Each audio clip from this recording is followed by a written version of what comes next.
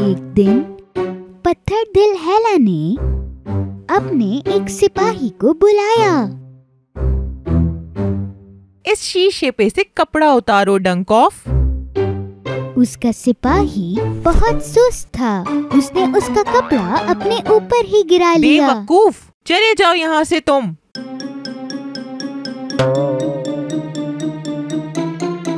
हेला ने अपने आप को शीशे में देखा और बोला, शीशे शीशे ये बताओ कौन है सबसे खूबसूरत? जादुई शीशे ने जवाब दिया, अब आप इस दुनिया में सबसे खूबसूरत नहीं रही। स्नो वाइट इस दुनिया की खूबसूरत तरीन लड़की है। हेला को बहुत गुस्सा आया। ऐसा नहीं हो सकता, मुझसे ज्यादा खूबसूरत कोई नहीं हो सकता। पूरा महल उसके गुस्से से हिलने लगा और अब वो चाहती थी कि स्नो वाइट को मार दिया जाए। उसने एक प्लान बनाया और एक सिपाही को बुलाया और बोला कि स्नो वाइट को कहीं दूर ले जाकर कत्ल कर दे और मुझे इसका दिल ला के दो। स्नो वाइट को अपने सिपाही पर भरोसा था और वो उसके साथ जंगल में चली गई। रास्ते में उसे एक जख्मी चिड़िया दिखी और स्नो वाइट ने उस चिड़िया को उठाया ताकि वो उसकी मदद कर सके। उसका सिपाही उस पर पीछे से वार करने की कोशिश कर रहा था। उसने अपना तीर निकाला ताकि वो उसे मार सके। उसने अपना निशाना लिया लेकिन उसको उस पर रहम आ गया और उसने देखा कि उसका दिल कितना साफ है। उसने फैसला किया कि वो उसे नहीं मारेगा। स्नो वाइट, मुझे तुम्हें मारने के लिए यहाँ भेजा गया था कि मैं तुम्हारा दिल निकाल सकूं, लेकिन मुझसे ऐसा ना हो सका। कौन लेना चाहता है मेरा दिल? वही शहजादी हेला। तुम्हें कहीं जाना चाहिए, कहीं छुप जाओ। सिपाही ने हेला से झूठ बोलना चाहा और उसने जंगल में किसी जानवर को मार दिया और उसका दिल निकाल लिया और हेला को ये बताया कि स्नो वाइट मर चुकी है। स्नो वाइट बहुत डर रही थी और वो भागने लगी। वो बड़े बड़े पेड़ों से और उल्लुओं से बच बचाती भागने लगी। वो एक पेड़ के पास आके रुकी और वो सो गई एक अंधेरी डरावनी रात में। जैसे ही सिपाही अपने महल वापस पहुंचा, वो सीधा हेला के पास आया। मैंने आपकी ख्वाहिश पूरी कर दी। पत्थर दिल हेला ने वो बॉक्स लिया और उसे ये यकीन हो गया था कि स्नो वाइट मर चुकी है और वो जोर जोर से हंसने लगी। नए दिन की सुबह स्नो वाइट जागी एक खूबसूरत जंगल में और उसके सामने एक बहुत प्यारा छोटा सा घर था जिसके अंदर एक छोटा सा गार्डन भी था। छोटी खिड़कियाँ और एक घंटी भी और एक छोटा गोल सा दरवाजा। स्नो वाइट ने घंटी बजाई पर कोई भी नहीं आया, लेकिन जैसे ही उसने दरवाजा खटखटाना चाहा, दरवाजा खुल गया और अंदर भी सब कुछ छोटा छोटा था। स्नो वाइट को लगा कि वो किसी टॉय हाउस में है। छोटे बर्तन, छोटे चमचे और छोटे ग्लास। स्नो वाइट को एक छोटे से बर्तन में सूप दिखा। वो बहुत भूखी थी, इसलिए उसने सूप पीना शुरू किया और फिर वो एक छोटे से बेड पर सो गई। थोड़ी सी दूर इस घर के मालिक अपना काम खत्म कर ही चुके थे और घर की तरफ आ रहे थे।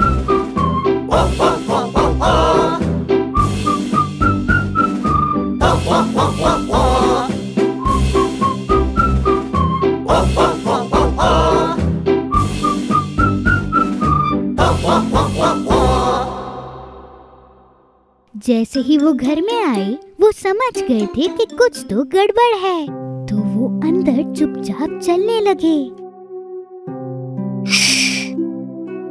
किसी ने मेरी ब्रेड खा ली है और किसी ने मेरी प्लेट भी इस्तेमाल करी है। अरे यहाँ तो मेरे बेड पे कोई सो रहा है।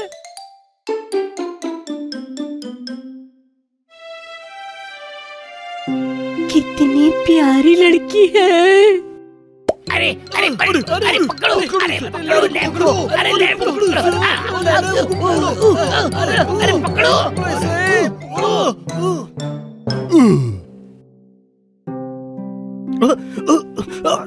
वो उठने वाली है।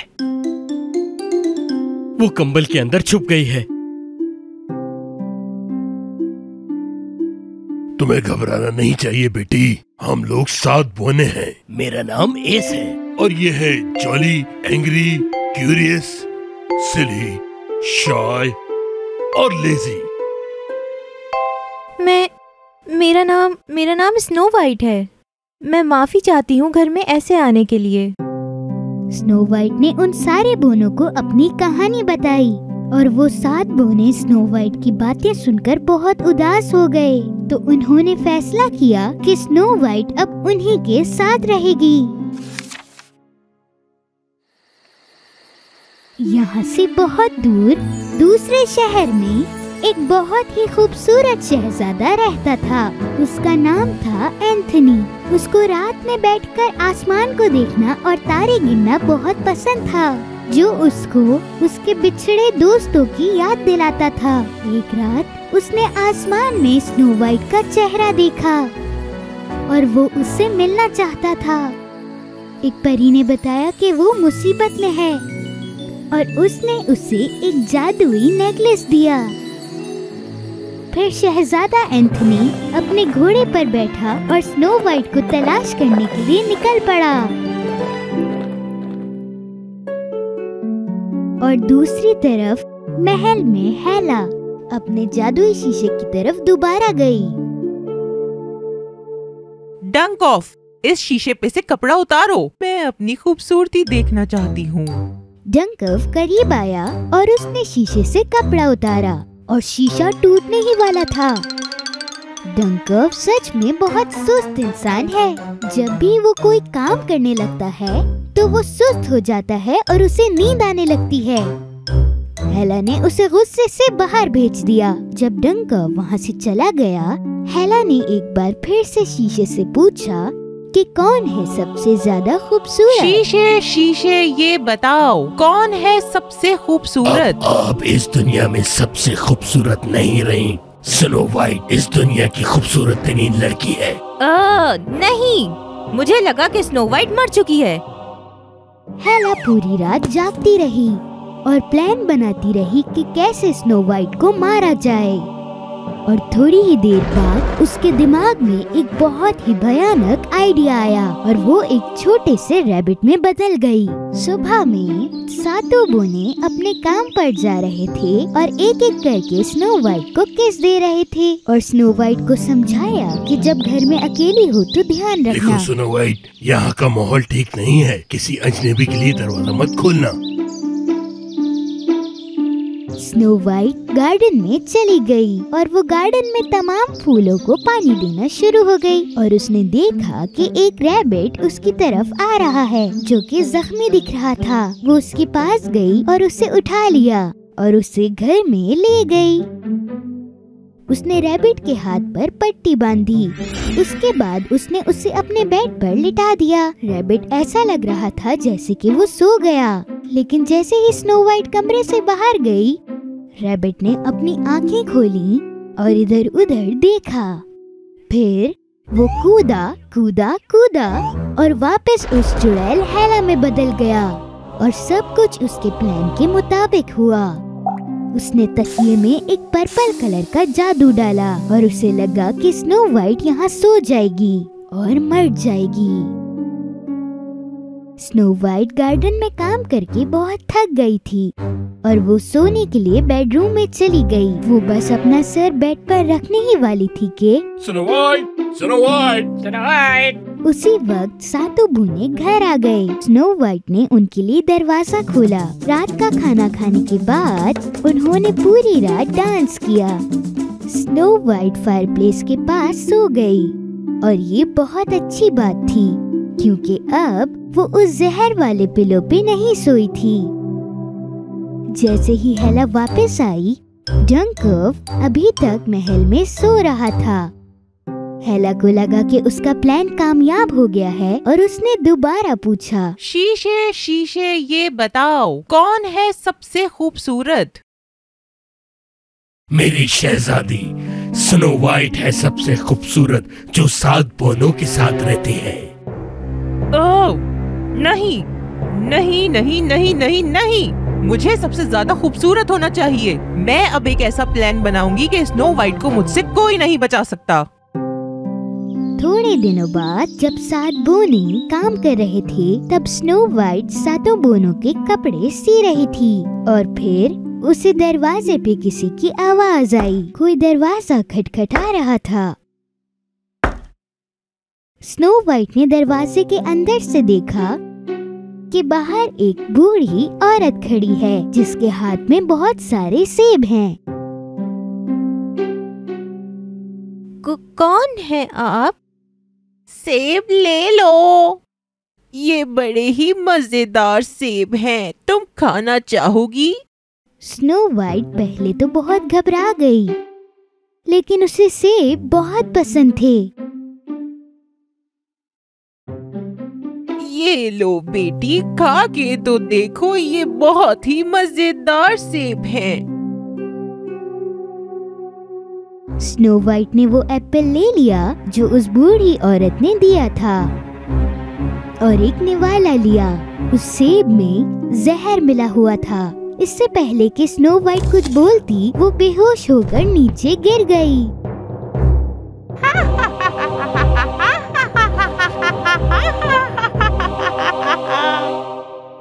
सड़क के बिल्कुल नीचे शहजादे एंथनी ने अपने घोड़े को एक पेड़ के नीचे आराम करने के लिए बांध दिया। शहजादा एंथनी स्नो वाइट को ढूंढने के लिए बहुत परेशान था। उसने देखा कि एक बूढ़ी औरत रास्ते से जा रही थी। वो उससे बात करने ही वाला था, लेकिन अचानक वो बूढ़ी औरत अचानक से हेला में बदल गई। शहजादा और उसका घोड़ा बहुत हैरान हुए और उन्होंने रास्ता पूछने का इरादा बदल लिया। रात को देर से जब बोने घर आए, उन्होंने देखा कि स्नो वाइट अभी भी जमीन पर बेजान पड़ी है। वो बहुत उदास थे और उनके दिल टुकड़े टुकड़े हो गए थे। उन्होंने एक शीशे का कॉफिन बनवाया, दुनिया की सबसे बड़ी नदी में भेज दिया ताकि सल्तनत के सारे लोगों को पता चल जाए कि स्नो वाइट अब नहीं रही। शहजादा अपने घोड़े के साथ जा रहा था और उसने देखा कि एक कश्ती में कॉफिन है। उसने लड़की का चेहरा फौरन पहचान लिया। शहजादा बहुत उदास था, लेकिन उसने कॉफिन को खोला। उसने वो नेकलेस अपनी जेब से निकाला और स्नो वाइट को पहना दिया। खुदा हाफिज मेरी शहजादी, जहाँ रहो सितारों की तरह चमकती रहो। लेकिन तभी शहजादे ने देखा कि स्नो वाइट हिली। जो नेकलेस उसने पहनाया था वो जादुई नेकलेस था और जैसे ही वो नेकलेस चमका, स्नो वाइट जाग उठी। जब वो जागी तो वो देख के बहुत खुश हुई कि उसके सामने एक खूबसूरत शहजादा खड़ा है। जब वो किनारे पर आए तो वो स्नो वाइट के महल जा पहुँचे। स्नो वाइट और शहजादे एंथनी ने वो सब बताया जो उन्होंने देखा था। जब बादशाह को पता चला कि स्नो वाइट के साथ क्या हुआ था, तो बादशाह ने हेला को महल से बाहर निकाल दिया। बादशाह ने वो जादुई शीशा और हेला के तमाम जादू अपने महल के स्टोर रूम में बंद कर दिए। थोड़े ही महीनों बाद स्नो वाइट और शहजादे को प्यार हो गया, इसलिए ये एक अरेंज मैरिज नहीं थी और महल में बड़े धूमधाम से शादी हुई। सातों बोने शहजादा और स्नो वाइट बहुत खुशी से जिंदगी गुजारने लगे।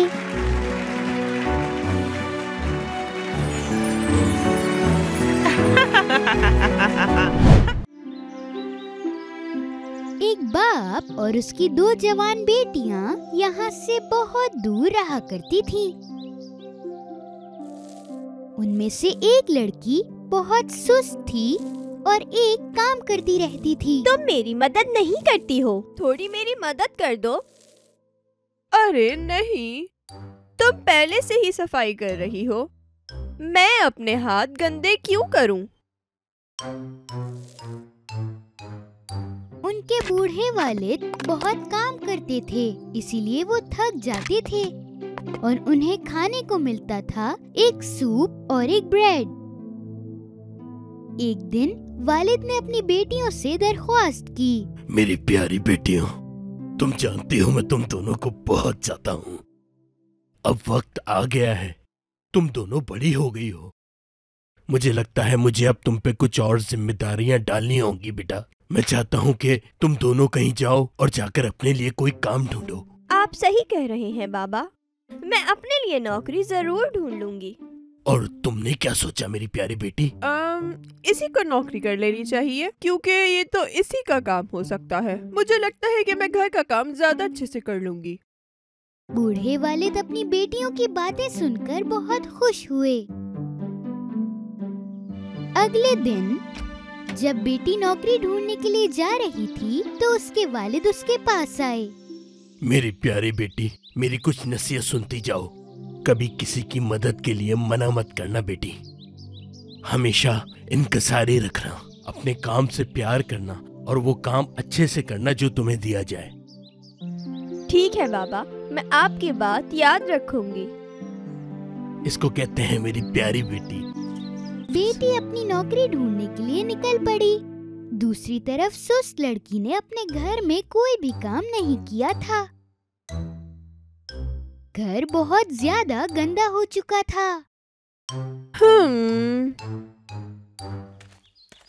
दूसरी तरफ बेटी अपनी नौकरी तलाश कर रही थी। काफी देर चलने के बाद उस लड़की को एक पेड़ दिखा जो कि सूखा हुआ था। कैसी हो प्यारी बेटी?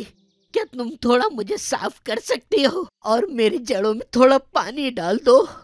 फिर उस लड़की ने पेड़ को साफ करना शुरू कर दिया और उसके हाथों में भी चोटें लग गई थी और उसने अपने पीने के पानी से उस पेड़ को पानी दे दिया।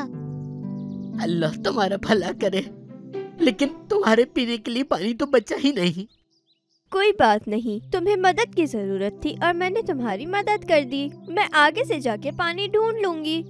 वो लड़की अपने रास्ते पर निकल पड़ी। फिर उसे एक गुफा दिखी जो कि टूटी हुई थी। ए प्यारी लड़की, क्या तुम मुझे कुछ सही कर सकती हो ताकि मैं अच्छा दिखूं? मेहनती लड़की ने नीचे से कीचड़ उठाई और सारी जगहों को भर दिया। बहुत शुक्रिया तुम्हारा बेटी, लेकिन तुम मेरी वजह से बहुत गंदी हो गई हो। ओह, कोई बात नहीं, कपड़े मायने नहीं रखते। आपको मदद की जरूरत थी और मैंने आपकी मदद कर दी। मेहनती लड़की दोबारा से अपने सफर के लिए निकल पड़ी। थोड़ी देर बाद एक जानवर उसके सामने आया जो कि बहुत काला था और उसे सर्दी भी लग रही थी। सुनो प्यारी लड़की, मैं खेल रही थी और गलती से गंदी हो गई। क्या तुम मुझे नहला सकती हो? मेहनती लड़की ने उस जानवर को नहलाया और वो पहले की तरह सफेद हो गई। बहुत बहुत शुक्रिया, मगर आप मेरी वजह से गीली हो गई हैं। तुम्हें मदद की जरूरत थी और मैंने तुम्हारी मदद कर दी। मैं वैसे ही बहुत गंदी थी और अब साफ हो गई हूँ। मेहनती लड़की दोबारा चल पड़ी। जब रात हो गई तो वो एक खूबसूरत घर के पास आकर रुकी। ओह, जहाँ 7 परियां रहती थीं। मेहनती लड़की अंदर आई। हेलो, मैं माफी चाहती हूँ कि मैं आपके घर बगैर इजाजत अंदर चली आई। दरअसल मैं एक नौकरी की तलाश में यहाँ आई हूँ। तुम यहाँ काम कर सकती हो अगर तुम चाहो। हमारे घर में 7 कमरे हैं, मगर तुम्हें सिर्फ 6 कमरे साफ करने होंगे और 7वें कमरे में कभी जाना भी मत। मेहनती लड़की ने उनकी बात मान ली और वो रोजाना 6 कमरे साफ करती थी। जैसा कि परियों ने कहा था, वो 7वें कमरे में नहीं जाती थी और जब उसे तनख्वाह मिली तो उसने परियों से घर जाने की इजाजत मांगी। बिल्कुल प्यारी लड़की, तुम घर जा सकती हो, लेकिन ये बताओ कि तुम 7वें कमरे में क्यों नहीं गई? मेरे बाबा कहते हैं कि जो काम करो ठीक से करो। मेरा काम सिर्फ 6 कमरों की सफाई करना था और ऐसा ही मैंने किया जैसा आपने कहा था। हम तुम्हें तुम्हारी ईमानदारी के लिए तोहफे से नवाजना चाहते हैं। चलो हमारे पीछे आओ। परियों ने उस लड़की को कहा कि वो 7वें कमरे में जाए। जब वो अंदर गई तो उसने बहुत सारा सोना देखा। अब तुम इस तमाम सोने के पास घूमो और जो तुमसे चिपका वो सब तुम्हारा हो जाएगा। मेहनती लड़की सारे सोने के सिक्के उठाने लगी।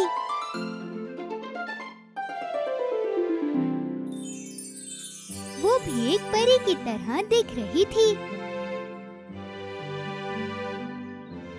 फिर मेहनती लड़की अपने घर के लिए निकल पड़ी।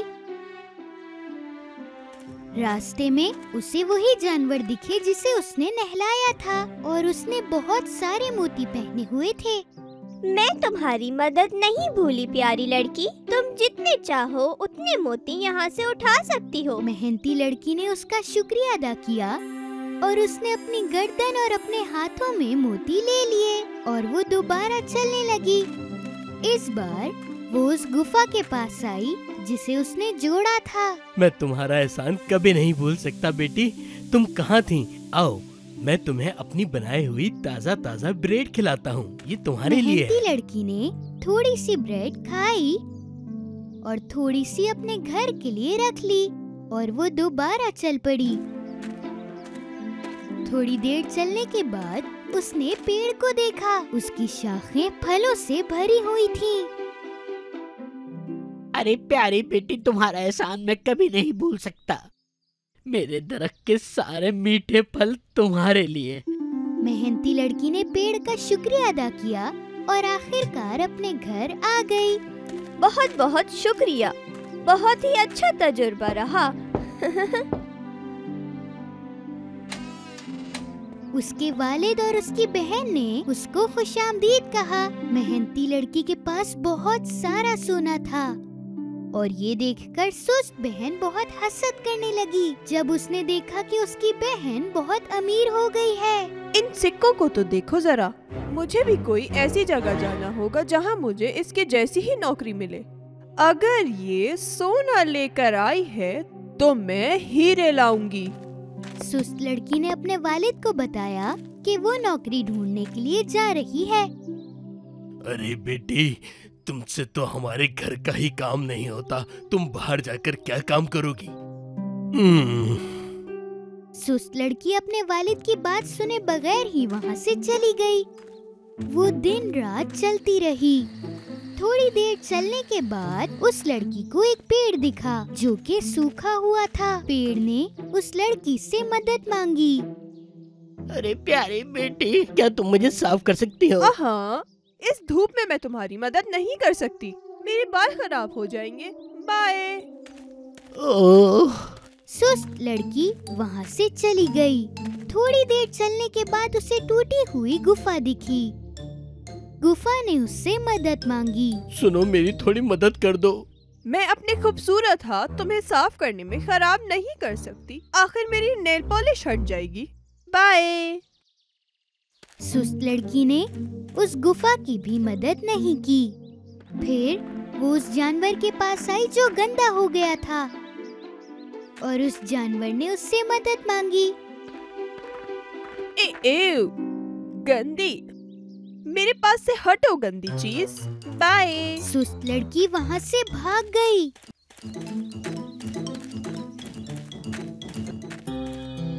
और वो एक बहुत बड़े घर के पास आई। सुस्त लड़की ने इस बात का फायदा उठाया और उन 7 परियों के घर नौकरी करने का पूछा। सबसे बड़ी परी ने कहा कि वो यहाँ पर पूरा साल काम करे और सिर्फ 6 कमरे साफ करे। याद रखना, 7वें कमरे में तुम कभी भी नहीं जाओगी। सुस्त लड़की ने कुछ महीनों तक 6 कमरे साफ किए। एक दिन वो जानना चाहती थी कि 7वें कमरे में क्या है और उसने उसका दरवाजा खोला। सोने और मोती के बदले अंदर मक्खियाँ और चमगादड़ थीं। सारी मक्खियाँ और चमगादड़ सुस्त लड़की के करीब आए और सारी मक्खियों ने उसे काटा। सुस्त लड़की को बहुत चोटें आई और वो अपने घर की तरफ भागने लगी।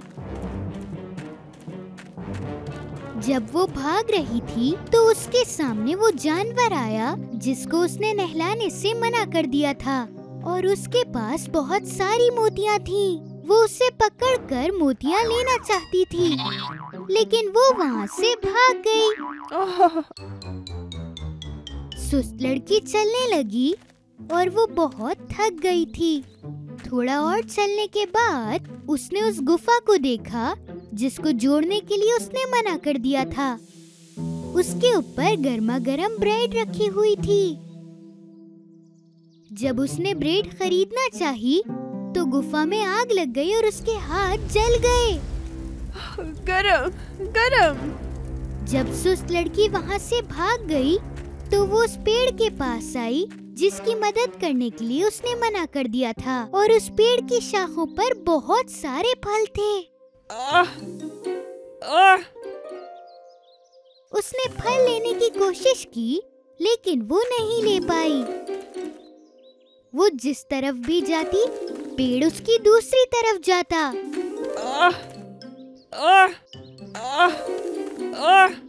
भागते भागते वो थक गई और वो फल लेने में नाकामयाब रही। वो लगातार 2 दिन तक चलती रही और आखिरकार घर आ गई। उसके वालिद और उसकी बहन उसे देखकर बहुत परेशान हो गए क्योंकि वो बहुत गंदी हो गई थी और बहुत ज्यादा जख्मी भी। उसने उनको सब कुछ बताया। ओह, मुझे बहुत दर्द हो रहा है। ओह, मेरी प्यारी बहन, क्या तुम अब समझी कि मेहनती होना कितना जरूरी है? याद रखना मेरी प्यारी बेटी, इस दुनिया में जैसा करोगे वैसे ही भरना पड़ता है। उस दिन के बाद से वो सुस्त लड़की अब सुस्त बिल्कुल नहीं रही। दोनों बहनें मिलकर काम करने लगी और ये छोटी सी फैमिली अपनी जिंदगी बहुत खुशी के साथ गुजारने लगी।